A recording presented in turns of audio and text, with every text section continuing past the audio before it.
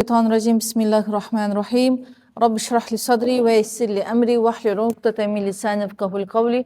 Rabbi yessir ve la tu'assir, Rabbi temmin bil hayr. Rabbi zidni ilmen ve fehmen. Rabbi zidni ilmen ve fehmen. Rabbi zidni ilmen ve fehmen. Amin. Allahumma salli ala seyyidina Muhammad. Ал біз пайғамбарымыз саллаллаху алейхи вассалам балалармен қандай қарым қатынаста еді кітабы бойынша жалғастырып жатқан едік. Арасында хадистер, арасында хадистерден түйілген нәтижелері айтылып келе жатыр.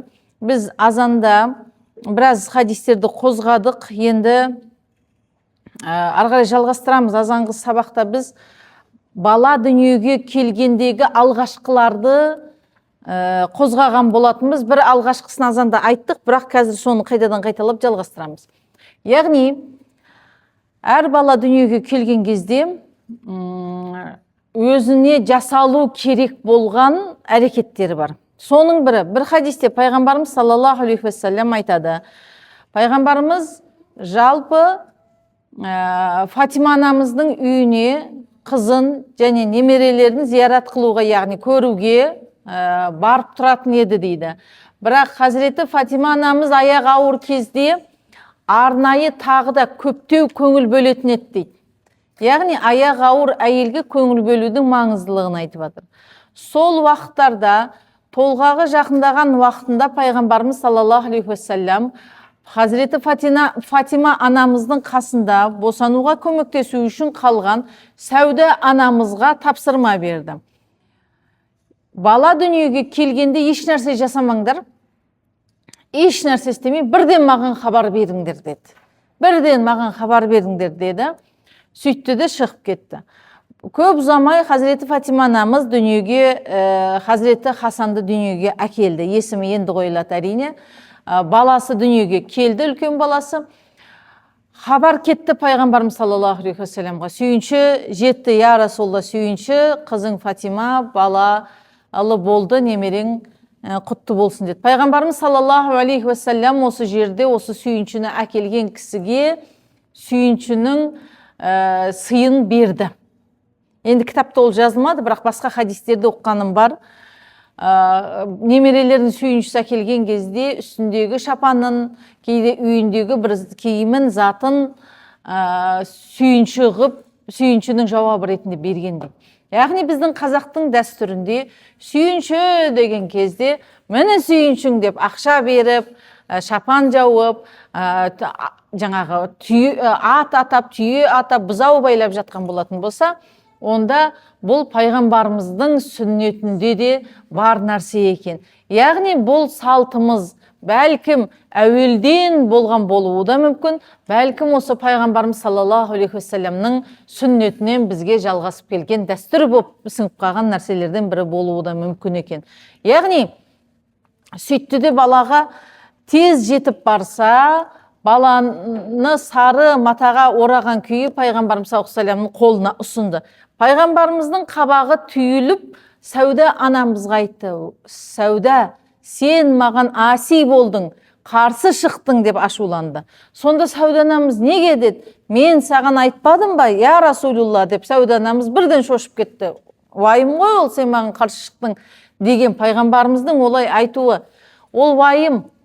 Күйеуіміздің өзі сөйтіп айтса шошып кетеміз. Я қарсы шықтың деп, өйткені біз мойынсынушы бір әйел болуға тырысып жатқан кезде қарсы шықтың, мені тыңдамай қойдың деген кезде бізге ауыр тиеді. Енді салиха болам деген әйелдерге ауыр тиеді, ондай ниеті жоқтарға бәрібір деп па.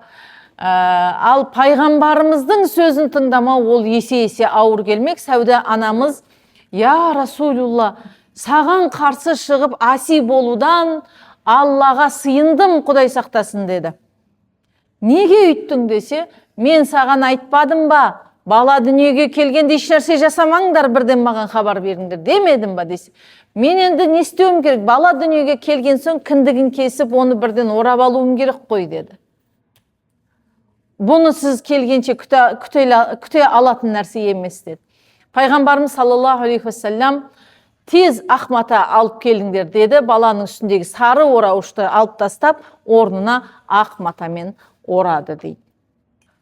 Пайғамбарымыздың бұл балаларға менің жәннаттағы райхандарым деп, олар үшін дұға етіп, уа Раббым, мен оларды жақсы көремін, сен де оларды оларды және оларды жақсы көргендерді жақсы көрші деп Аллаға дұға еткен екен. Яғни бәріміздің Хасан Хусейнді жақсы көруімізді сұраған екен.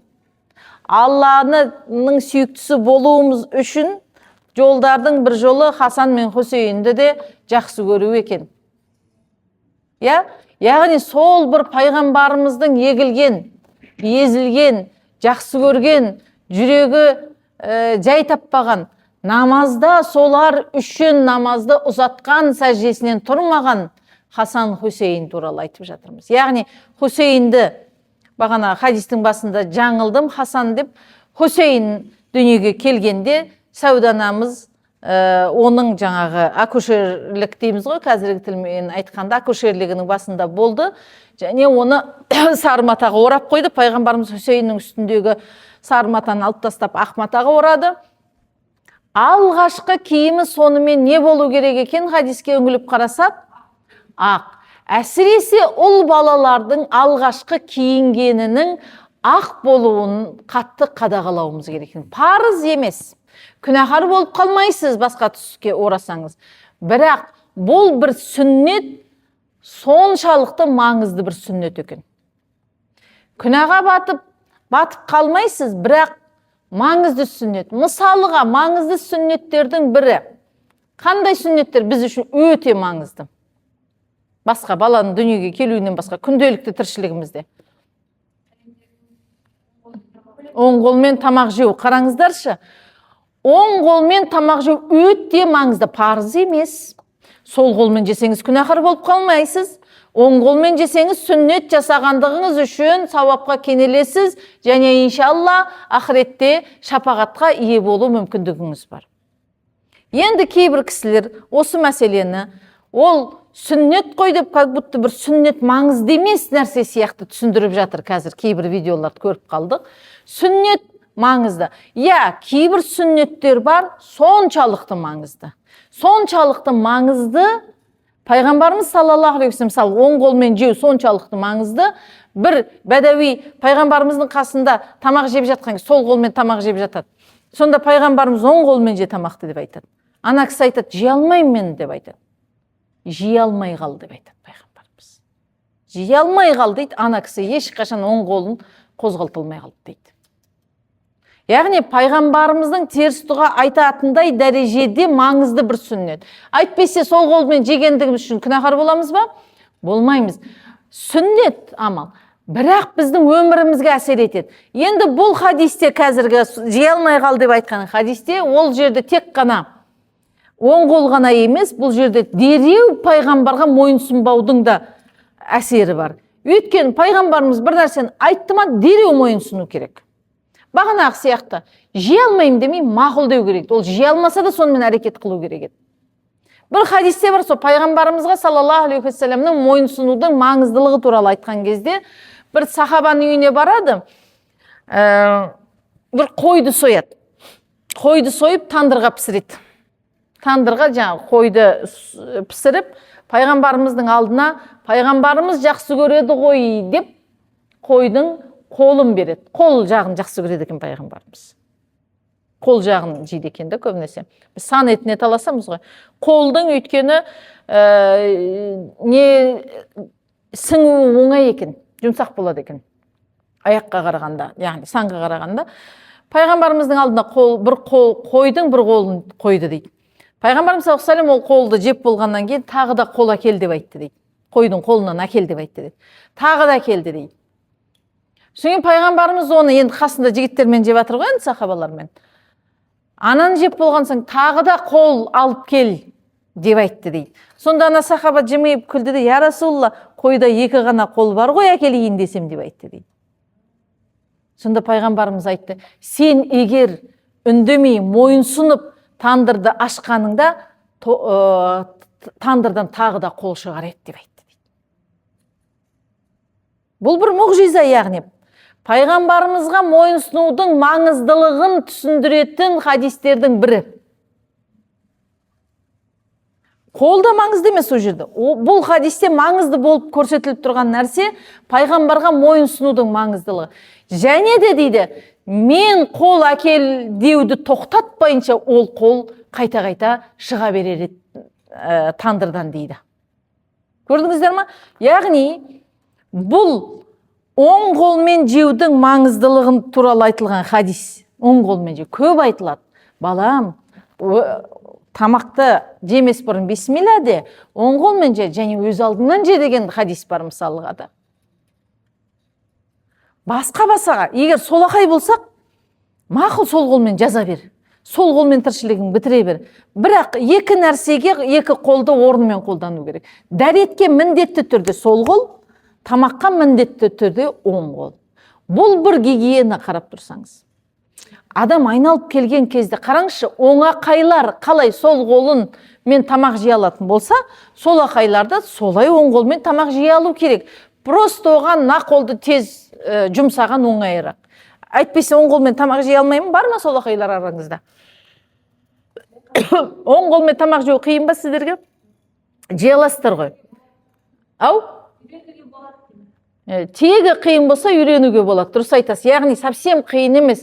Яғни оңақайлар бізде оңақай болсақ та, кезінде дінімізді білмеген кезде, сол қолмен ұрып жеп жүрген кезімізде оң қолмен жеу керек деген кезде біз қалай оң қолға тез үйреніп кеткен болсақ, солақайларда оң қолмен жеуге солай тез үйреніп кетеді. Айналып келген кезде екі қолды да қолданамыз ғой барлық нәрсеге.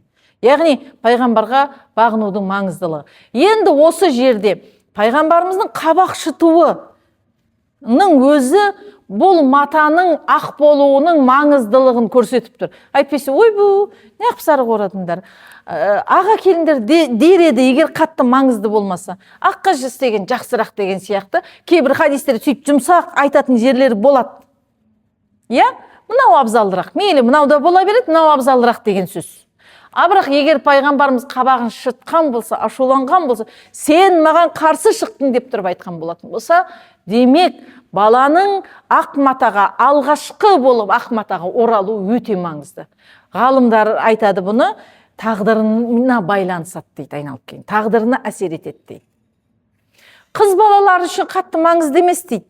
Сары қызға жарасады дейді.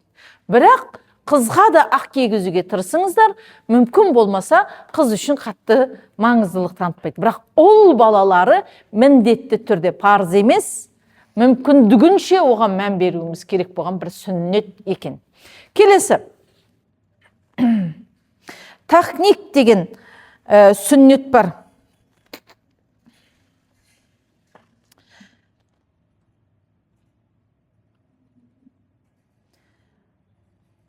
Аллахумма салли сейді Мұхаммад. Бірінші киген дедік қой.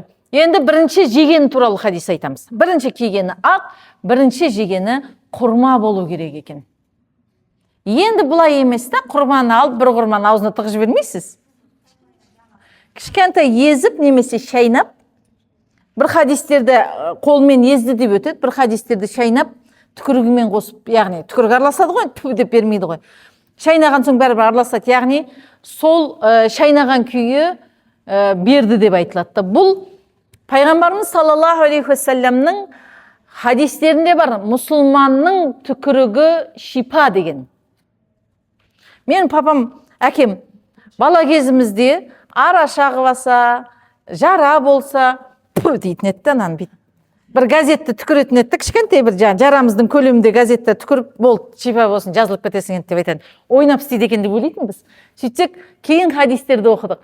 Өйткені негізі медицина бойынша түкіріктің сондай микроб өлтіретін қасиеті бар. Я, әрине түкірікте микробтар да бар. Ауруға байланысты ол. Бірақ сіздер сияқты Құран оқыған кісілердің түкірігінде шифа бар. Енді бұл тахник кез келген адамға жасаласамайды. Насыбай шегіп салып жүрген, темек шегіп жүрген біреуге тахник жасатудың қажеті жоқ. Немесе өкпе бауыры ауыратын, жаңағындай несі бар, не дейді, туберкулез бар, біреуге тахник жасатып жүрмеңіздер. Таза және рухани таза болған кісілерді таңдауға тырысу керек екен. Пайғамбарымыз саллаллаху алейхи уассалам Хазіреті Хасан, бағана Хусейн еді ғой сары мата туралы. Хасан үлкені. Хасан дүниеге келгенде де сол ескертуді айтқан. мені бірден шақырыңдар деген. Пайғамбарымыз дереу баланы орау мәселесінде де, такник жасау мәселесінде де үлгеріп келген болатын, сол уақытта табылған болатын. Сөйтіп пайғамбарымыз саллаллаху алейхи уассалам бір құрманы алып, езіп, таңдайына жақты дейді. Енді бәрін бет жағуға да болмайды, қатты езуге болмайды, ол нәзік бала. Сол себепті шайнаудан күмәндансаңыздар, езесіздер. Қолмен езіп ана қабығын қоспайсыздар, таңдайға қарай бисмилля деп жағып қою керек екен. Бұл біріншіден. Хазіреті Хасан, осы хадисті бітіре салайын, соң пайдаларын айтайын. Хасанға бұл такник жасалды дейді. Сүт емізбей жатып. Ең бірінші, ананың сүтінен де бұрын. Ананың сүтінен де бұрын такник жасалады. Құрма жағылады. Кішкентай шейін бір құрма бүтіндей емес, тағы да қақалып шашалып өліп жатпасын баламыз. Кішкентайынан саусақтың ұшында таңдайға жағылады. Хасанға пайғамбарымыз такникті өзі келіп жасаған дейді. Ал Хусейнде дейді бағана шақыр дегенде уақытылы шақырмаған ғой, ұмытып кеткен ғой шақыруды. Негізі ұмытып кеткен дейді келесі бір хадисте. Бірінші хадисте ұмытып кетті деп айтылмайды. Келесі бір хадисте Фатима анамыз шақыруды ұмытып кетті деп айтады. Шақыруды емес, келем дегенше емізбей тұруды ұмытып кетті дейді. Келем дегенше емізіп те үлгерген, матаға орап та үлгергенде олар. Сонда Хусейннің такникі емізуден кейін берілді дейді. Сонда Хазіреті Али осы нәрсені былай бағалайды. Осы себептен болса керек дейді. Хасан Хусейннен ілім жағынан алдай еді дейді. Хасан Хусейн екеуі де ілім жағынан күшті, бір Хасан Хусейннен жоғарылау тұрды дейді. Көрдіңіздер ме? Яғни бұның да маңыздылығы. Енді ол құрма қолмен езілсе бір бөлік мәселе, ал ол шайналып езілсе екінші бір мәселе. Шайнау мәселесінде айттым, адам таңдайсыздар. Егер адамның жаңағы мінезінен, ауруынан күмәндансаңыздар, өзіңіз берейін деп жатсаңыз, онда өзіңіздің бір жаман нәрсе енуінен күмәндансаңыз, онда қолмен ақ кезе саласыз. Өйткені түкірік деген, ол тәбәрүк деген нәрсе. Тәбәрүк, мысалы, сүф-сүф дейміз ғой, о жерден түкірік полны шашырамайды, жалпы дем кетеді, дем.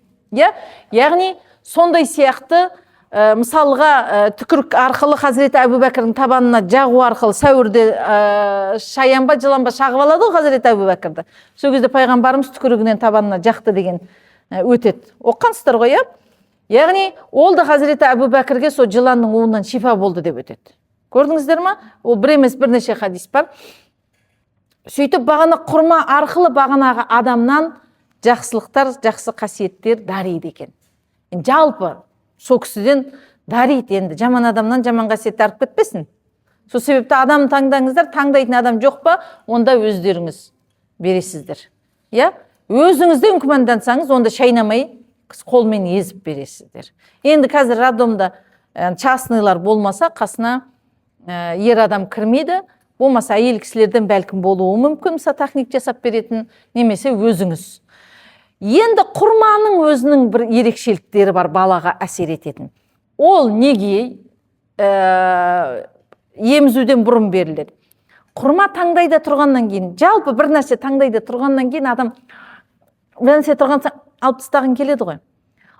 Және ол тәтті. Бала сол нәрсені алып тастағысы келіп, немесе сорғысы келіп, дей беру арқылы, мынау захват жасау буындары жақсы дамиды екен да.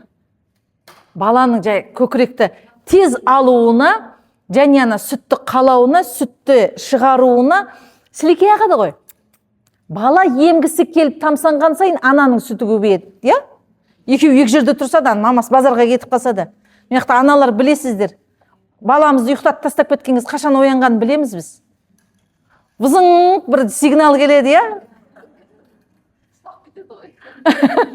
Сигнал келеді, сразу үйге звондасаң, жылап атқан жоқ па десең, мені оянды дейді. Өйткені оян деп іздеп атқан болады да бөпен. Сол кезде сізге сигнал келеді. Айдалада жүрсіз қанша километр жерде, базар аралап жүрсіз, қонаққа кетіп қойғансыз. Бызың деген сигнал келеді өзі. Зың деп тұрады өзі, Яғни, баланың қалауы анадан сүтті де талап етеді. Көрдіңіз ба?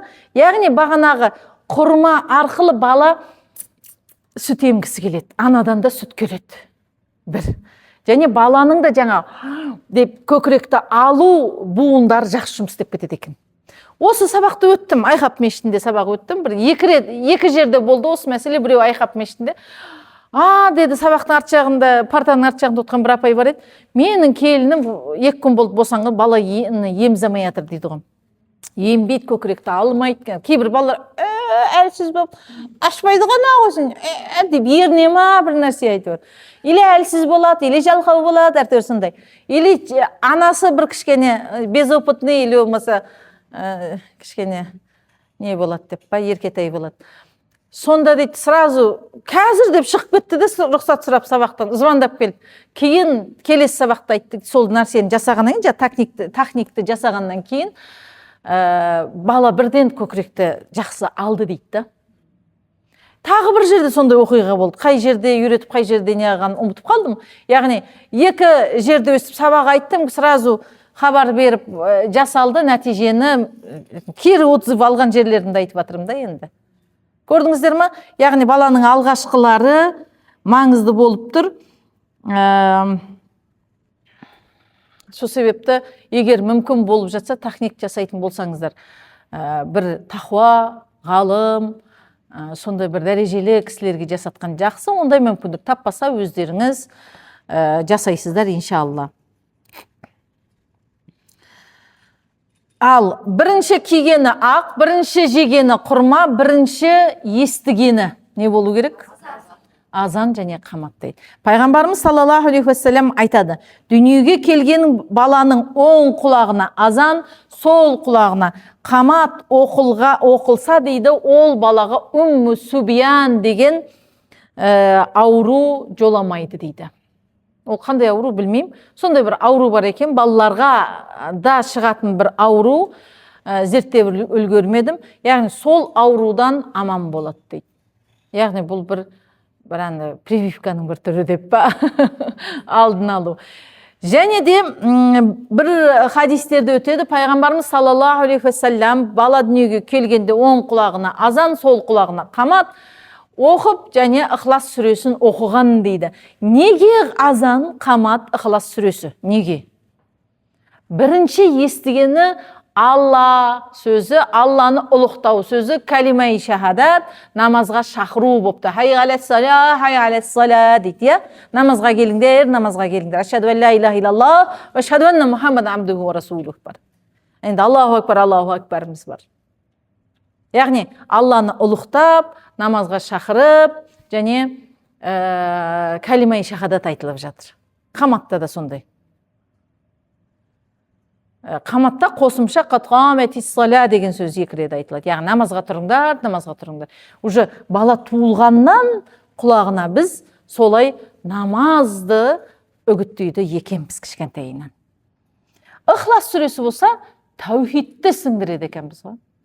Құл хуаллаху ахад. Алла жалғыз деп айт. Туылғаннан құлағына тәухидті сіңдіруіміз керек екен ғой. Алланың жалғыздығын, бұл бала басқа бір нәрсеге миы ауып кетпесін деп.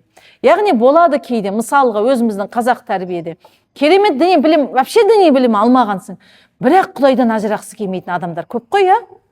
Құдай сақтасын деп тұратын. Құдай сақтасын, күнә жасағысы келмейді. Күнә екен оған арнайы айтылмаған, бірақ сіңіп қалған. Өйткені кішкентайынан ол азан қамат естіген. Кәлима айтқан, не екен түсінбеген шығар. Өткенде бір жақындарымнан біреу не дейді? Мен Мұхаммедтің пайғамбар екенін мысалға мен білмеймін, қалай сенемін деп қояды да, маған қандай дәлел бар деп қояды. Негізі ой жүгіртпейді. Сосын айтамын, сіз өзі мұсылмансыз ба десем, мұсылманмын дейді. Мұсылман екеніңіз немен дәлелдейсіз десем, немен дейді, кішкене подсказка беріп жібердім. Ла илаха иллаллах Мұхаммад Расулуллахпен дәлелдейсіз ба десем, иә деп қояды ғой. Осыны айтқансыз ба десем, айтқанмын. Енді сіз айтып отырсыз ғой, Мұхаммед оның елшісі деп айтып тұрсыз ғой. Енді айтпайсыңдар ма, қазақшасын мен білген жоқпын ғой дейді ғой. Айтып жатырмыз ғой, тыңдап жатқан құлағы жоқ қой, қайтеміз енді. Мән бермейміз соншалықты. Білім кейде алмаймыз, алып жатсақ та көңіл бөлмейміз. Бірақ Ана саналы түрде оны не қылмаса да жүрек бәрібір мен мұсылманмын деп тұр да. Өйткені құлаққа азан қамат оқылған да. Көрдіңіздер ма? Қандай маңызды мәселе екен. Үшінші не дедік сонымен? Алғашқы естігені. Бірінші алғашқы кигені, алғашқы жегені, үшінші алғашқы естігені дедік. Және пайғамбарымыз саллаллаху алейхи уассалям жаңа туған бала үшін азан шақырып болғаннан кейін, Ихлас сүресін оқығаннан кейін дұға оқитын еді, өміріне береке сұрайтын еді дейді. Хазіреті Айша анамыз айтып жатыр, пайғамбарымыз балалар дүниеге келген кезде қатты көңіл бөлетін еді, және оларға берекетті дұғаларды жасайтын еді дейді. Дұға тілеу керек екен ол үшін. Енді алғашқы, қазір мынаны өтіп кетейін де, оны бөлек айтайын. Алғашқы кигені, жегені, естігені, ішкен жегеніне қосып айтуым керек еді. Ішкені зәм-зәм. Зәм-зәмді алып бутылкамен ағып жіберіп, мұрнына дейін тұншықтырып жібермейміз. Тамшы әшейін. Тамшы. Қасықтың ұшымен. Ойбай, баланың тамағы ауырып қалады, мұздай болады, анау мұны тамшы еріне тисе болды деп жаласа да жеткілікті. Бесінші, алғашқы сөйлегені дейді. Алғашқы сөйлегені. Не болу керек алғашқы? Алла. Біз ойлаймыз, ана деп айт, әке деп айт, папа деп айт, мама деп айт, әже деп айт, бір нәрсе деп айт. Біреулер боқтауды үйретіп атады біріншісі өзі қызық көріп. Құдай сақтасын. Яғни бірінші сөйлегенін Алла деп айтқызу керек екен. Ана кішкентай әлі сөйлемейтін балаға құлағына сіңдіріп, Алла, Алла, Алла. Бірінші айтқан сөз сізді ол бәрібір қайталайды. Не айтып атқан түсінбесе де, ол рефлекспен естіген нәрсесін қайталайды. Алла деп. Сол себепті аузынан бірінші Алла есімі шықсын. Енді, қанша дедік, 5 санадық па? 5.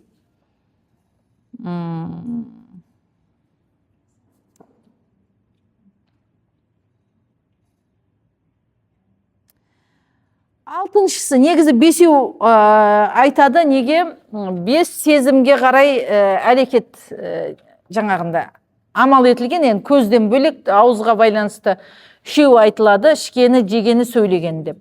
Құлаққа байланысты азан айтылады, сезім мүшесі бар ғой, денемен сезу, сипап сезу деген сияқты, оған киімді айтып жатыр. Енді көруге байланысты ол көре береді ғой, қашан көретін біз оны қатты анықтай алмаймыз, енді ол бәрібір айналып келгенде бірінші анасын көреді. Алғашқы ілімі дейді. Енді бұл арнайы бір хадистерде бекітілмеген, бірақ қосымша біз айтып жатырмыз сіздерге. Білім жалпы тоқтамайды ғой. Ол кішкентайынан қашан бастап кеткен білмейсің, баста кетесің. Оған ішуді үйретесің, жүруді үйретесің, А дейсің, Б дейсің, оң қол дейсің, сол қол дейсің, сонымен киінуді үйретесің. Әр заттың атын үйретесің. Бірақ дейді, ғалымдардың пікірі бойынша, хадис емес. Ғалымдардың пікірі бойынша бала білімді қашан бастауы керек деген сұрақ туындайды. Ол тәрбие ретінде айтамыз. Білім алмайды ол жерде. Бір нәрсе жаттамайды, ананың құрсағында жатып алып. Еміз батқанда бір нәрсе жаттап жатпайды, оқымайды деген сияқты. Мысалға мектептерде білім 5, 6, 7 жастарда басталады. Жалпы сәл-сәл келіп тұр. Қанша жастан бастап біз балаға кәдімгідей оқу білім үйрету керек. Бағана ішіп, жеу, тұру, кию, заттардың атын үйрету ол бөлек нәрсе, ол тіршілікті ол. Кәдімгідей іліми тұрғыдан білім ғалымдардың айтуы бойынша 4 жас, 4 ай, 4 күн дейді. Сол күн толған кезде мұқият болып, сол күні бірінші бисмиллахир-рахманир-рахимді айтуды үйретсеңіз де, оқуды үйретсеңіз, немесе бірінші рет әлифті оқуды үйретсеңіз де мән беріп бастау керек дейді. Мен үлкен қызымды соған мән бердім да, 4 жас, 4 ай, 4 күн толған күтіп жүрдім да, күткенде енді өткізіп алмайын деп жүрдім. О кезде әлі үйренемейді ғой деген ой болды. Сол күні алдыма баламды алып, әлиф, бә деп 2 әріпті үйреттім. Содан жалғасты, қызым 6 жасында Құранға түсті. Құранға түсті, әлхамдулилля. Қалғандарында сол айларды өткізіп алдым, шынымды айтайын, практикамнан да айтайын. Екіншім, әлі Құранға түспеді, әлі дұғаларда жүр. Жасы 13-ке 13-те 14-ке толады. Әлі Құранға түсіре алмайды. 4 жас 4 ай 4 күн. Енді ол ғалымдарды бір ойдан құрастырып бір не бере салайын деген жоқ. Ол да бір хадистерден түйіндеп алып, ой жүгіртіп, тәпсірлеп сөйтіп жатып айтып отыр ғой. Енді арнайы бір хадисте 4 ай 4 күн 4 жас деп айтқан жоқ. Ғалымдар әртүрлі пайғамбарымыздың өміріндегі жағдайларды есепке алып осы нені зерделеп айтып отыр. 4 жас 4 ай 4 күн дейді. Үшіншімде сәл өткізіп алдым ба, бір нәрсе қылдым. Бірақ примерно сол 4 жас 4 айында бердім сабағын. Бірақ 4 күн емес еді. Ол 6 жаста түсті, бірақ одан кейін қайтадан түсті. Міне биыл 12-ге толды, бірақ Құран оқып жатыр әйтеуір. Былтырдан бері Құран оқып жатыр. 10-ға келіп әрең әйтеуір Құранның бетінен оқып кетті. Оған дейін жылда Құранға түседі, 6 жастан бастап 4 жыл, 5 жыл қатар 5 жыл қатар Құранға түсті ғой шіркін. Сондайда өткізіп алдым. Сол себепті өткізбегенім жақсы еріп кетті. Ғалымдар босқа айтпаған екен ғой деймді. Біз қашан пайғамбарымызды, ғалымдарымызды тыңдаймыз, берекетін табамыз. Қашан тыңдамаймыз, берекесіз қаламыз. Мысалға пайғамбарымыз саллаллаху алейхи вассалам балаларға намаз үйрету жайында да бізге совет берді. Осыны орындай алсақ керемет. Орындай алмасақ, енді Алланың нәсібі дейміз, дұға етеміз балаларымыз үшін. Намазды үйрету жасын 7-де деп айтады. Оған дейін оқиым дегенге, пожалуйста, үйрете беруге болады. Бірақ 7 жастан кешіктірмей баланы намазға тұрғызу керек екен. Өйткені ол 11 жасқа келгенде, примерно 10-11 жаста балиғатқа толады, 9 дейміз минимум қыздарда, ұлдарда минимум 11-де. Сол 11 жасқа келген кезде 5 уақыт намаз дайын тұрады екен. Сіз 11 жасқа балиғатқа толғанша үйретпейсіз намазды, балиғатқа толғанда оқиды ғой өзі дейсіз. Пока намазды үйренем дейсіз. Бүгін балиғатқа толды, намазды жаттап үйреніп, оның уақытына жаңағы жауапкершілікке үйренем дегенше жыл өтіп кетуі мүмкін да. Сол жылдың арасында қанша намаз оның қаза болып кетуі мүмкін. Сол себепті ұстаздардың берген бір әдістемесі бар. Неге 7 жас деген кезде? Бұны бұлай қабылдауға болады дейді. 7 жас пен 11 жастың арасында 5 жыл өтеді дейді. Мысалға 7 жасқа толғанда сіз балаға туған күніне подарка қылып таң намазын үйретесіз дейді. Біз туған күніне подарка қылып ақша береміз, телефонын береміз. Міне сен дәу болдың деген сөз дейді. Ол бала кейде дәу болуды армандап тұрады ғой. Сол психологиясын не қыламыз, әсер етеміз. 8-ге толғанда дейді, құптанды үйретесіз. Үйде болатын уақыттар ғой. Кішкене ең қиыннан бастайды дейді, ұйқыдан тұрғызып, үйтіп. Одан кейін ақшамды үйретесіз. Ол да үйде болатын уақыттар. Одан кейін 5-ін, одан кейін 2-тін оқытайды. Сонымен 7, 8, 9, 10, 11 жасында уже 5-ші уақыт намазды ол қосады дейді.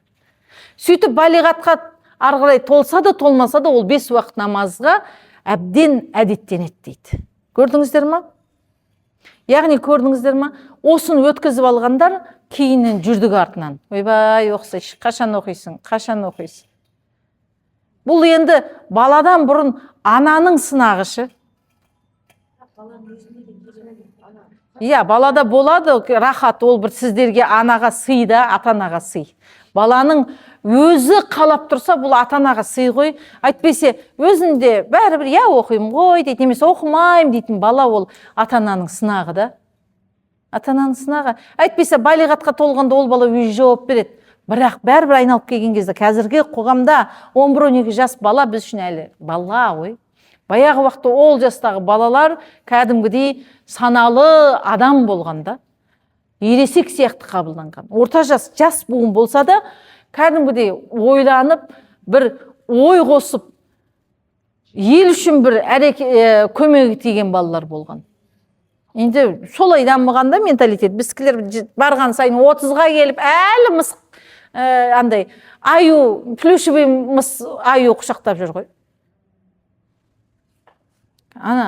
Шетелдің біз енді мақұл мұсылман халқына қызығып жатсақ, олдан бір зиян көрген емеспіз. түріктерден бір жақсы бір амал үйренсек, өзбектерден бір жақсы амал үйренсек, арабтардан бір жақсы амал үйретіп жатсақ, татарлардан бір жақсы амал үйретіп жатсақ, ол бір тек жақсылық әкелді. Ал біз мұсылман еместерден көбінесе көзімізге батып тұратын нашар нәрселер үйрендік. Мысалға, кәрістерде не әдет? Ана балалар сумка алады, киім алады, ана сумкаларында үлкен балалардың рекламасын көресің ғой, сумка сатып алайын бір нәрсе десең, дәп-дәп 16-17 жасар қыздар мен жігіттер сумкасына аю іліп қойған. 16-17 жасар бала сонда әлі аю ойнау керек та. Қуыршақпен ойнау керек әлі. Көрдіңіз бе, біздің санамызға не сіңдіреді? Қайта мұсылмандарға қызыққан жақсы. Әрине өз ұлтымыз бар, өз салтымыз бар, жалпы қызығар болсаң дегенім ғой. Біраз сұрайын дедіңіз.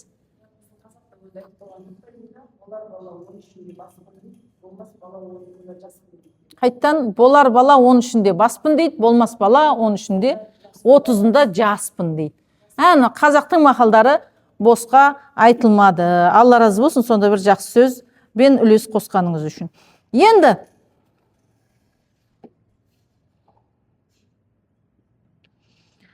негізі бесеу алғашқылар, бірақ біз білімді де ғалымдардың айтуымен білімді 6-шы ғып қостық. Енді балаға жасалатын тағда нәрселер бар. Бірінші күннен бастап 7-ші күнге дейін немесе ары қарай. Мысалға бірінші күннен ол ат қойылады. Ата-ананың міндеттерінің бірі. Балаға есім беру, мүмкіндігінше сол туылған күні азан қамат айтып, екі құлағына атын беріп қою керек. Бірақ кейде бұл созылып та кетеді. Ат таңдап қоясың, бірақ әлі азан қамат оқылмаған болады. Соны мүмкіндігінше 7-ші күннен асырмау керек екен. Есім беру, сүннет ету дейді. Сүннеттеу, ұл баланы сүннеттеу. Яғни, білеміз не нәрсе екендігін. Бұл мұсылмандардың барлығында орындалатын нәрсе маңызды сүннет. Маңызды сүннет, Бізде сүннеттелмеген еркек болмайды. Бүйтіп қарап тұрсаң да, қатты маңызды нәрсе. Алып парыз болмаса да, бүкіл мұсылман еркектері сүннеттеледі. Енді бағанақ сияқты оң қолмен жеу, немесе бір сүннеттерді маңызсыз ғып бүйтіп ысырады ғой. Оны жасамасаң күнәһар болып қалмайсың. Ниетіңе байланысты. Егер сүннетті жақтырмай сен оны істемесең, күнәһар боласың. Бір себептермен, жалқаулықпен ұмытып, мүмкіндіктің болмауымен істемей қалған болсаңыз, күнәһар болмайсыз. Ол бір-біріне не қылады ғой, әрине парызға арнайы көңіл бөлу керек. Сүннет орында парыз орындамай қоюға болмайды, парыз бірінші орында тұрады. Бізде салтымызды орындайтындар бар, парызды орындамайтындар көп та. Мысалы, салтты орындайды, ішінде сүннеттерін бәрін орындап жүр ол адам. Салт екен деп ойлап жүр. Бірақ сүннет екен деп сол нәрсені істесе, ол әрине бір күн парыз оқиды. Бірақ ол бейсаналы түрде сүннет орындағаннан кейін онша парызға көңіл бөлмей қалуы мүмкін. Есім беру, атты дұрыс таңдау керек. Әрбір ата-ананың ат қою міндеті, дұрыс ат қою міндеті. Дұрыс ат қойылмаса, ертең бала қияметте әке-шешесінен сол ат үшін ақысын сұрауы мүмкін. Мысалға тарихта кейде өтті ғой, Жаманбай деп қойылған есімдер, немесе бір нәрсесі бар деген есімдер қойылды. Енді ол бәлкім бұндай нені білмегендіктен қуанғаннан, қыз туыла бер, бір кезде бір ұл туылғанда атын сондай енді айта салайын, енді көті бар деп қойған кездер болды ғой, мысалы кітаптарда. Бәріміз білеміз, әйтеуір басқасын білмесек те осыны. Бұл енді бәлкім ішіндегі бір ниеті бір нәрсе бар шығар, бірақ дұрыс емес та, қоюға болмайды. Ал егер жаман есім қойылып қалды, білмеді деп айтайын, таңдауды білмеді ата-ана, бұл сүннеттің бар екенін білмей қалды ата-ана, егер мағынасы нашар есімдер қойылған болса, оны ауыстыру керек болады. Мысалға, пайғамбарымыз саллаллаху алейхи уассалам от, алау, жалын деген сияқты есім қойылған болса, оны ауыстыртқан. Хадисте айтылады, есім көкке көтеріледі дейді. Не дейді? Есім тағдырға әсер етеді дейді. Сіздің мінезіңіз қандай, яғни атыңыз қандай, сол аттан бір қасиетті, бір кем дегенде бір қасиетті аласыз. аласыз. Мақпал қойылды ма, атыңызда жұмсақтық болу керек та. Иә? Немесе қандай. Арыстан деп қойды ма, онда бір сол арыстанның бір қасиеті. Бәлкім енді басшы дейін десім, басшы дегенді өзім шығардық қой, енді арыстан жануарлардың басшысы дегенді айтпесе, басқарып жүрген бір нәрсесі жоқ қой енді арыстанның. Бірақ ол жыртқыш аң ғой. Жыртқыштық оған даруы мүмкін да. Бір жақындарымыздан біреу қызының атына ат таңдасып беріңдерші деді. Сонымен біреулер Айша деді, Айша Нұр деп қойып аты, сөйтсем ана кісі бір жыртқыш құстың атын таңдады. Сөйтіп мен айттым, ой, оны қойма дедім, ол жыртқыш қой дедім. Ол құс жыртқыш қой дедім. Ертең бетіңді жұлатын бала болады дедім да, сөйтсем болсын деді. Ақыры сол атты қойды. Өйткені олардың өмір сүру тәрізі біздікіндей емес. Екеуміздің өміріміз жаңағында не дейміз, күн мен түн сияқты, қарама-қарсы. Жалпы жақсы адам, өте жақсы адам. Бірақ осы діни ұстанымдарда екеуміз теріспіз. Айтатта енді мына өмірде сөйтіп жыртқыш құсап, выживать етіп өмір сүрмесе, жаңағындай жертва болып кетесің дейді ғой. Бірақ мұсылмандарда бізде ондай түсінік жоқ қой. Біз керісінше жақсылық жасай бер. Ал жақсылық жасай бергендерден жамандық көріп жатсыздар ма, мысалы сіздер? Енді біреулер айтады, жақсылық жасағанды қайтейін, мен бетіме түкіріп кетті. Ниетке байланысты, амалдар ниетке байланысты. Алла үшін деп жақсылық жасағандар екі дүниеде де Алла оның есесін береді. Бермей жатыр ма, бәлкім до конца сынап жатыр, тағы да не істейді екен, бұл жақсылығын жасауды жалғастырам екен, маған қарсы шығады ма екен деп Алла сәл кешіктіріп тұрған болуы мүмкін жауабын. Яғни, немесе адамның өзінің шүкірсіздігі жасаған, көрген, Алланың берген жақсылықтарын көре алмайды. Шүкірсіз адам жақсылықты көре алмайды ол. Әйтеуір жаман нәрсе көреді. Бүйтеді ғой, жаңағында эксперимент жасаған кезде бір стакан су көрсетті дейді. Нау не көріп тұрсың десе, біреу айтты дейді, жартысында су жоқ екен деп айтты дейді. Біреу айтты дейді, жартысына дейін су бар екен деп айтты дейді. Көрдіңіз ба? Адам не көре алады? Иә.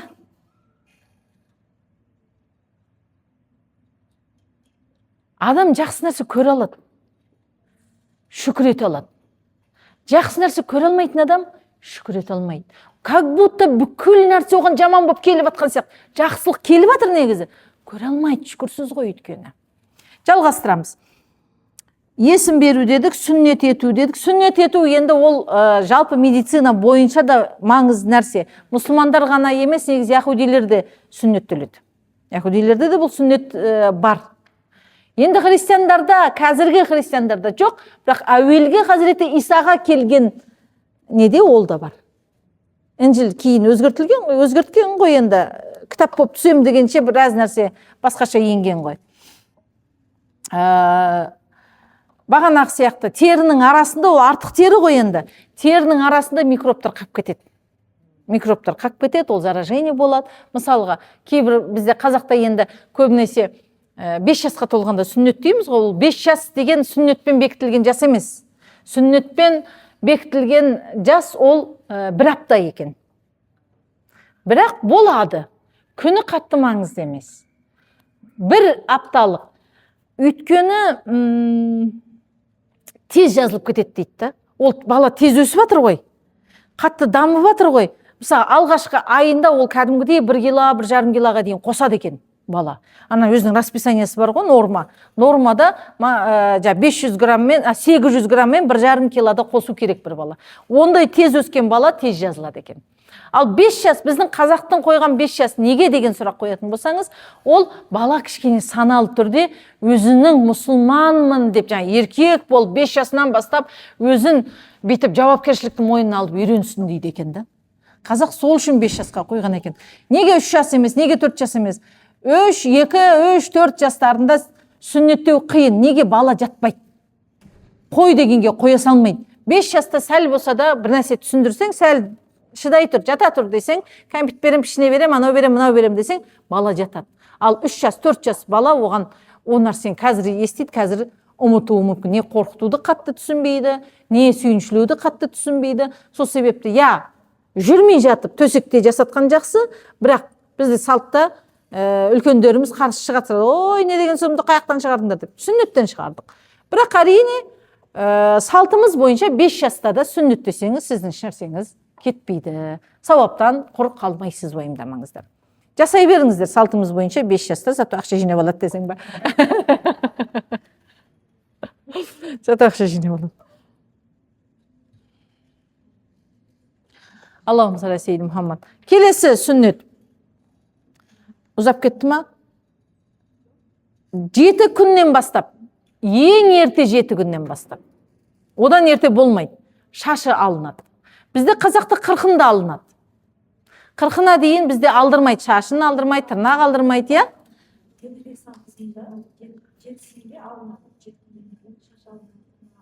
Қай кезде дейсіз, сүннет бойынша айтып жатсыз ба, салт бойынша ма? Әулетте ма? Енді Өзбекстанда өйткені сүннетке жақынырақ қой. Қазақта да сүннетке жақын. Бірақ Өзбекстан тіпті жақынырақ. Көп салты сүннетпен бізге қарағанда көптеу жақынырақ. Бұяқта 40 күнді ұстанады. Еркекке 20 күн дейді, түн мен күнді қосып жібереді, әйтеуір бір нәрсе қысқартып жеткізеді. Көбейтіп жібереді. Әйтпесе қызда да сол күн мен түн өтіп жатыр ғой. Білмеймін, сондай бір нәрселері бар, мақұл. Онда тұрған ешнәрсе жоқ. Зато көптеу садақа береді десең ба? Яғни шаш алынады. 7 күннен ерте алуға болмайды. Ұзата беруге болады. Пожалуйста, 40-қа дейін созыңыз, зато көп садақа бересіз. Өйткені сол алынған шаштың салмағындай алтынның суммасын немесе алтынды садақа қылып беру керек ата-анасы. Ал 40 күнге жеткізгіңіз келсе, жеткізе беріңіз. Зато көп садақа бересіз. Жаңа кедейдің пайдасына, қандай керемет. Кедейдің пайдасын ойлаған ғой қазақ енді. Көптеу шашы өссін, көптеу ауыр болсын шаш, сонымен садақасын берейік деген ғой. Енді біздің балалар да сол 40-на дейін шашы жүргіздік, ешнәрсе қылмайды, онда тұрған ешнәрсе жоқ, бірақ 7 күннен аз ерте алуға болмайды. Шашын алдыру дедік, тырнақтарын алдыру, сол 7 күннен ерте алынбайды. Және соның көлемінде садақа беру дейді. Не айтылмады мына жақта? Тағы бір хадисті айтайын, сонымен бітірейін. Мұсылмандар Мәдинаға көшіп келген кезде, енді жолдың ауыртпашылығы бар. Соншама Меккеден көрген қиыншылық бар, 3 жыл бойкот бар, ішпеген, жемеген, ойлаңыздар. Тамыр жеген. Тіпті қараңғыда дейді, әйтеуір қолға ілінген нәрсені жеген сөйтсе ол ненің малдардың терісі болып шыққан. Сондай сияқты адамның бойында соншама 3 жыл аштықта витамин де кетеді, әл де кетеді, күш те кетеді. Содан кейін шығар бәлкім, жолдың ауыртпашылығы бар, уайым қайғы бар, анаяқтан көрген зорлық зомбылықтары бар. Бірнеше айлар бойы мұсылмандардың арасынан бала дүниеге келмеді дейді ғой. Баланың сүйіншісі шықпады дейді. Сөйтіп яһудилер өсек таратты дейді. Мұсылмандар сиқырланған. Олар енді бала таппайды. Олардың ұрпағы жалғаспайды, осы күйі өліп кетеді деген сияқты. Көп ұзамай Хазіреті Әбу Бәкірдің радиаллаху анху қызы Әсма радиаллаху анха босанады. Дүниеге, ұлы дүниеге келеді. Зүбәйір жаңылмасам,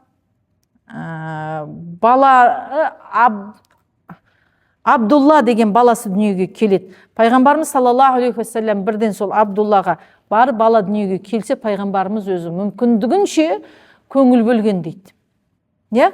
Барып, баланы жаңағы оратып, тақнигін жасап, құлағына азаны шақырып, Абдулла деп ат қойды дейді. Көрдіңіздер ма? Яғни есімді де дұрыс таңдағыңыздар. Элеонора, тағы да қандай? Енді жаңа патшаға сондай батыр болсын деп ниеттеніп қойып жатыр ғой.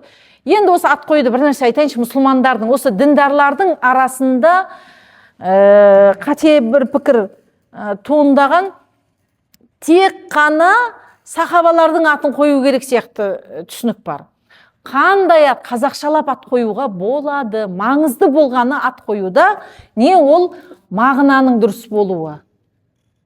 Яғни, біз неге сонда да бұл нені біле тұра, үкімді біле тұра, неге сахабалардың атын қоямыз? Соған ұқсаса екен деп үміттеніп қоямыз. Иә? Али хан дедік. Али, Хазіреті Алиге ұқсасын дедік. Енді хан деп өзімізге қазақшалаға жақындаттық. Өйткені Али хан Бөкейхановтар бар бізде. Оған да ұқсасын иншалла. Иә?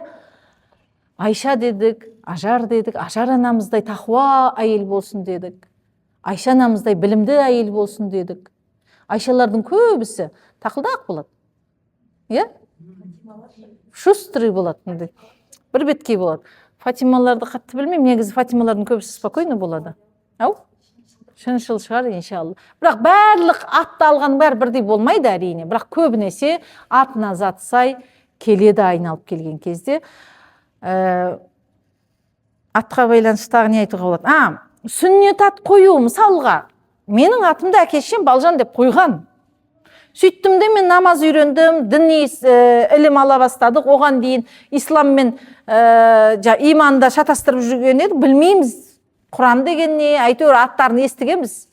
Имам не, иман не, екеуінің айырмашылығын түк білмейтін еді. Даже ойланып та көрмегенбіз, бұл не деген сұрақ та келмеген ғой миымызға.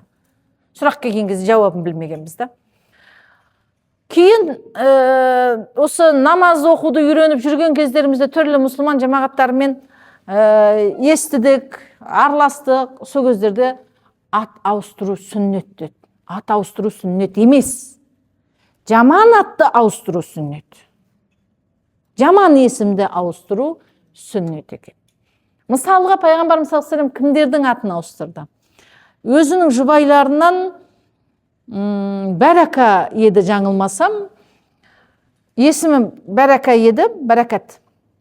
Оны Зайнап деп ауыстырды. Бәрака деген жаман мағына емес негізі. Бірақ тәкаппарлық алып келмесін деген оймен ол атты басып орнына Зайнап деп қойды. Бірақ қарап тұрсақ Зайнап арабша ат. Иә? Оның мағынасын білеміз бе қандай екен? Біз Зайнап деп қойған кезде, иә, сәні пайғамбарымыздың қызына ұқсасын, пайғамбарымыздың жұбайлары сияқты тақуа әйелдерден, ілімді әйелдерден болсын деп ниеттеніп қоямыз, сол сахабаларға ұқсаса екен деп. Бірақ негізгі мағынасы әкесінің сәні деген сөз. Иә? Бізде Айгүл деп қойсақ бола ма? Болады. Просто қазақша қойып жатырмыз. Тура сол мағынаны Айжан деп қойсақ. Жаңағы Айсұлу деп қойсақ бола ма? Болады, онда тұрған ешнәрсе жоқ. Жаман ат қоймасақ болды. Мысалға бізде мынандай атты медреседе ауыстырды. Өйткені ауыстыру керек болған, сүннет болған есімдерден сол. Жаңылған ет есімі. Жаңылған деген өмір жаңылып жүре ма ол? Иә? Жаңылып қалған. Енді ол ата-анасының ойында ол күткен шығар бәлкім де, енді примерно жобалап жатырмын, нақты емес. Бәлкім ол күтіп точно түсінде ол көрген шығар, ол ұлты болатын сүйіншісін алған шығар, сөйтсе қыз туған да. Жаңылып қапты ғой деп, жаңылған деп қойып жіберген да. Жаңылсын, нашар есім. Нашар есім. Білмеймін, жаңыл деген басқа бір мағына бар болса, мен білмейтін. Онда бәлкім. Бірақ біздің түсініп тұрған, білесіздер ме, лингвистер бар ма арамызда? Жаңыл деген басқа мағынасы бар ма? Жаңылып, ол жаңылсын, ұлға қарайды. Бәсе сонда жаңылсын. Енді ол қалай жаңылсады? Қыздан ұлға жаңылса ма? Жоқ, оның тура жолдан жаңылса ма? Шешімнен жаңылса ма? Қиын есім. Бір танысымыздың атын Қарсыгүл қойыпты. Жақынымыз ғой енді туысқандардан.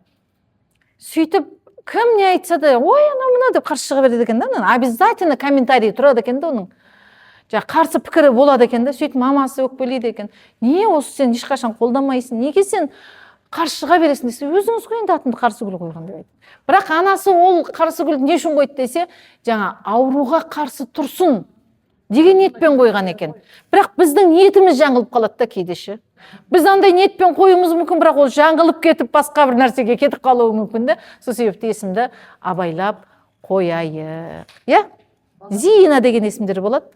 Басында айтады ғой, пайғамбарымыздың есімін қою керек екен.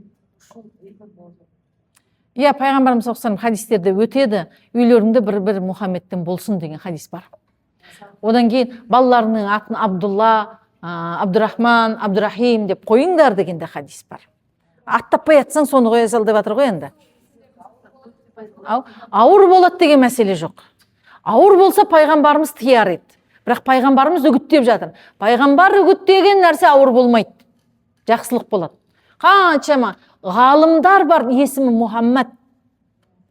Ғалымдардың барлығы демеймін, көбісінің атынан бір нәрсе бин, екі-үш ат қойып тастайды ғой. Әкесінің, атасының аттарын қосып айтады. Бірақ өзіне тиесілі болған аттардың өзіне екі-үш ат қояды. Соның біреуі міндетті түрде көбінесе Мұхаммед болады. Мысалға, жаңылмау үшін Мұхаммад Хасан, Мұхаммад Риза, Мұхаммад Али, Мұхаммад не дейміз, Қасым деп қойып жатады. Мұхаммадтар шатасып кетпесін деп та қосымша ат қояды. Бірақ әдейі сол пайғамбарымызға тиесілеп қояды, ол пайғамбарымыздың үгіт насихаты. Есім ауыр болмайды, мағынасы ауыр болмайынша. Мағынасы жаңылған болса ауыр есім ол. Жалпы айтайын, есім қою әкенің құқы, әкенің хақысы, құқы. Анаға қатысы жоқ. Есімге араласпаңыздар, аналар, есімге араласпаңыздар, әкенің құқы деп. Неқта әкелерді қуандырып қойық, әкелер жоқ та, бірақ мына жерде отырған деп па. Бірақ әке рұқсат берсе, анасы қойса болады. Үлкендердің қоюына атасы, әжесі қояйын деп атқан кезде, әкесі үндемесе, қарсылық танытпаса, әкенің рұқсаты болып есептелінеді. Және ата деген ол әке болып есептелінеді. Ата бүкіл немерелерінің әкесі. Адам ата дейміз ғой, бәріміздің әкеміз деп келтіреміз ғой. Жалпы әке де құқысы болады да атаның. Сол себепті ата мен қоямын десе, әке де аузын жауып тыныш отырады ғой. Түсініңіздер ме? Сол себепті неге мен қоймаймын демеңіз, 6 бала тудың біреуінің атын қойған жоқпын. Жай намекат еттім, бір-екі есімді өтпей қалды. Сол себепті бірақ реніш болмау керек, өйткені бұл құқықты бізге пайғамбарымыздың өзі бермеген. Егер әкелері рұқсат бер, бұл жол сен қой десе, немесе өзіңіз мен қояйыншы, пожалуйста деген, мақұл қоя қалшы десе ғана қоя аласыз.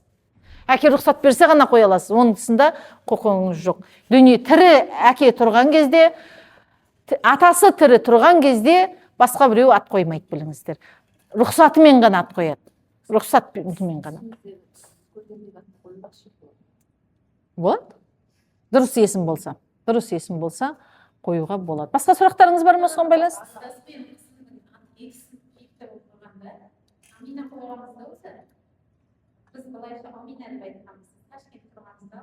Омина деп, енді өзбекше сөйтіп не қылады? Амина қарсы болды. Амина демейміз. Сосын оны кейбіз Ясмина деп кеттік. Енді Амина деген жақсы аттан Ясмина деген де жаман емес, атқа ауыспыздар, ол да жаман емес. Ясмина енді гүлдің атым еді. Жасмин ғой. Ясмина деген, Жасмин деген, е?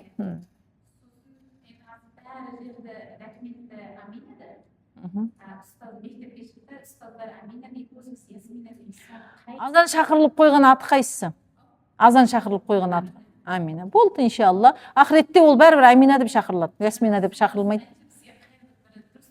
Жайлап Аминаға ауса беріңіздер. Өйткені мынандайда бұлай, енді күнә демеймін, бірақ кішкене ыңғайсыздау болады. Мен мысалға айналамда көрдім.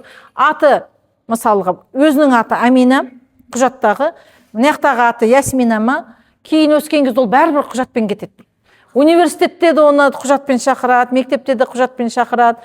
Мама ертең біреу іздекпесе, Амина қайда десе, біздің үйде Амина тұрмайды деп шығарып аласыз да, сіз Ясмина танымайды. Болды, иншалла, жайлап, әжесін ренжітпей, жайлап Аминаға өтіп кетіңіздер. Өйткені азан шақырылып қойған аты да сол, Жасминаға қарағанда қайырлырақ есім де сол. Жасмина да жаман емес, болады қоюға. Бірақ мынау азан шақырылып қойылып тұрған соң ауыспайсыз ғой. Бірақ Жасминаны азан шақырып қойғансыз, кейін Амина деп атадыңыз, онда мен сіздерге қайтадан Жасмина деп айтар едім.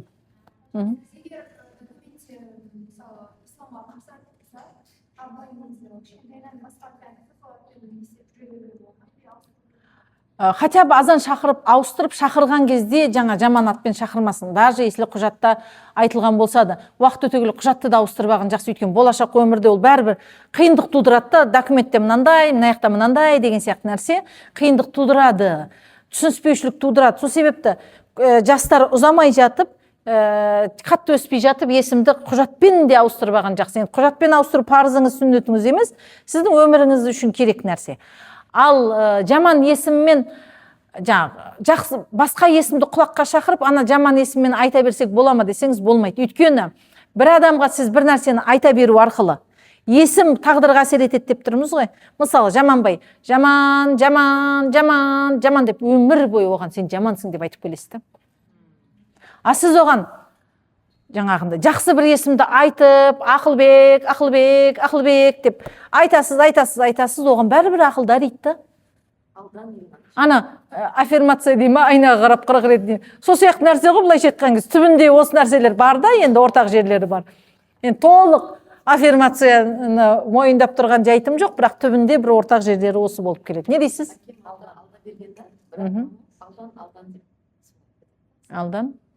Алданып қалдың ба? Негізі Алла берген ғой енді ол.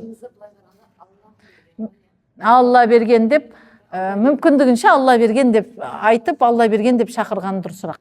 Алда деп те емес, алда берген емес. Өйткені бұл қалай ауысып кетті?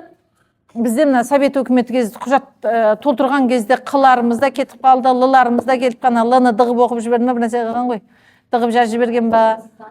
Алла берген болу керек, десе, қабылдамайды. Енді өзі білсін. Жайлап насихат қыласыздар, енді біз яйца курицу не учит дейді ғой.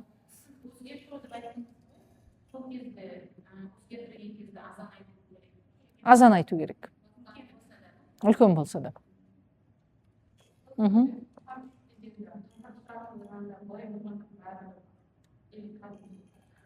Мұхаммад деп қою керек па, Мұхаммед деп қою керек па? Енді біздің сөйлеу немізді Мұхаммед деп қолданылады, о кітаптардың бәрін. Мұхаммед деп қоя бересіз, сөйтіп жаза бересіз, онда тұрған нәрсе жоқ. Сіз бәрібір айналып келгенде пайғамбарымыз саллаллаху алейхи уассаламға тиесілі айтып тұрсыз ғой. Енді ол жерде е мен аның бәрібір жақындығы бар ғой, Мұхаммад десеңіз де, Мұхаммед десеңіз де, бәрібір сол есімге тиесілі. Мысалға мынандай болып кеткен түріктерде, мысалға Мехмет деген есім бар ғой. Ол Мұхаммад деген сөз, бірақ кәдімгідей өзгеріске ұшырап кеткен. Мехмет дейді да, мысалға да. Ол Мұхаммед деген есімді олар пайғамбар, мысалға, олар әдейі Мехмет қылып өзгерткен. Неге? Ана бала бұзықтық жасағанды Мұхаммед деп бақырмау үшін анаған Мехмет деп ауыстырып алған. Мехмет деп ұрысқан оларға жеңілірек. Енді оны ауыстырғанша үйтіп ұрыспай-ақ қойыңыз да. Бір нәрсе айттыңыз ғой, қазір не дедіңіз?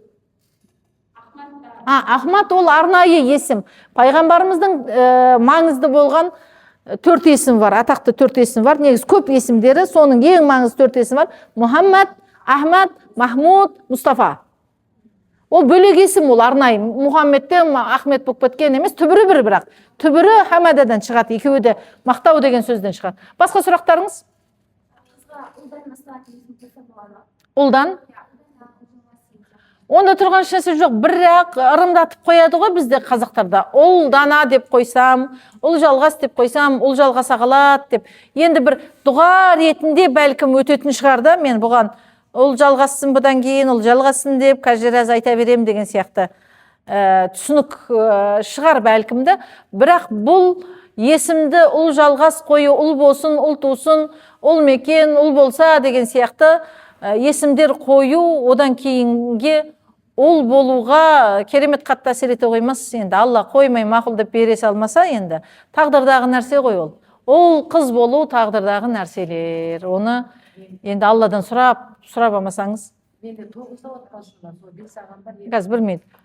Бүйтіп қарап тұрсақ мақұл ниеттеніп қойсыншы өзінен кейінге. Біз енді болмайды деп қоюға делінбейді шариғат бойынша. Бірақ қана қызға обалдашы. Айтады ғана бір ұстаздың балауса деп қойғанда, біз ойлаптық свежий деп қойған екен атын деп.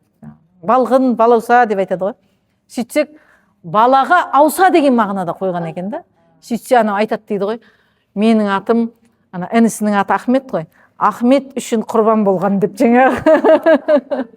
Қыздарға обал болмасын, өзіне тән әдемі есім қойыңыздар. Мен де сол жылағам анама, неге Ұлжан деп қойғансың? Басқа қоймадыңыз деп жылағам. Ұлжан деген енді мағынасына мән бермесек бір әдемі естіледі. Негізі жан деген қосылған кезде күшті естіледі ғой, жан дегеннің барлығы. Балжан деп па. Басқа сұрақ бар ма? Бітіреміз ба? Алла разы болсын. Ассаламу алейкум ва рахматуллахи ва баракату.